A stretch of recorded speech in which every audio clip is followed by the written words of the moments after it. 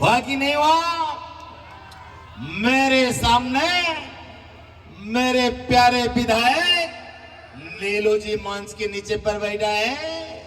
आप सबको मालूम है हमारा नीलू जी कितना यंग है। वो जो वचन देता है वो जरूर करता है। मेरे साथ रॉयल यूथ क्लब का हर कोई आदमी को मैं बधाई जनाता हूं। नमस्कार मोर पड़ा समस्त जनसाधारण माने अनेक बधाई जनाऊ।